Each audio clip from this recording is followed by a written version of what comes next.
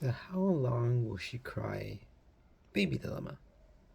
So the gist of it is that you don't want your baby to cry, but you also don't want your baby to just not cry, as in you respond immediately to every single need, because you just teach her expectations that when she cries, she'll get whatever she wants. Which translates to when they ask, they'll get whatever they want. They'll throw a temper tantrum when they don't get what they want at the store, blah, blah, blah.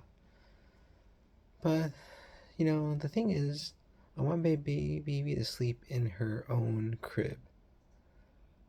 But she doesn't want to. She's used to sleeping with us on the bed. So I put her down and she cried. Not right away, but later.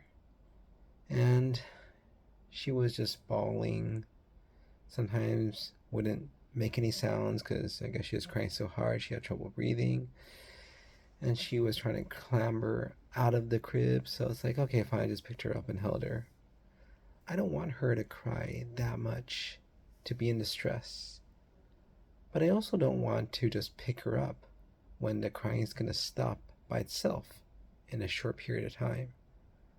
The problem is, I don't know which is which.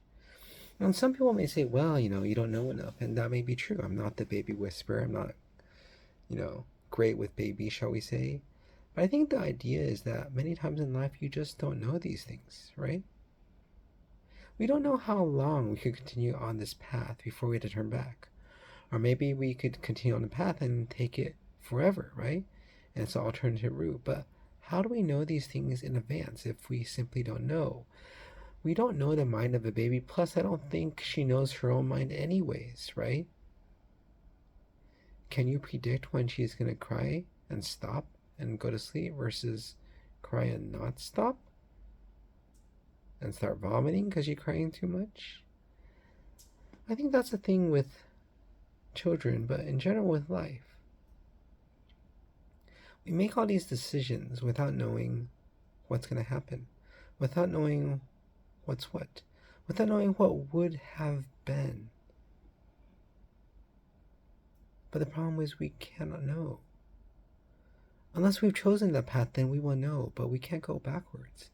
If I've chosen to let her cry and it's half an hour later, then I would say, yeah, she probably isn't going to stop crying. She's just getting more and more worked up. Or could it be that she tires out and sleeps? That could be the case. Or it could be that she doesn't tire out and keeps on crying forever. That could be the case. How would you know until after the fact? That's just true of so many things in life. But the confounding factor, I feel, in the case of babies, but also with life, is you could actually change it. I can't determine how long she cries by picking her up. I can't put a limit to it, but then I wouldn't know how long she would have cried for, whether she would have stopped by herself. But by the fact that I pick her up, I do cause her to cry longer. That's what I believe. In my experience, being there with her, letting her cry, 40 minutes, 50 minutes, an hour, each successive day it decreases. I do change it by what I do, by what I don't do. We don't know all the answers. We don't know what would have been. But we still have to chart a path, decide what to do with our kids, how to train them, without knowing everything. And that's just life. But the positive is that because the future is unknowable, we could change it by our actions, by what we do.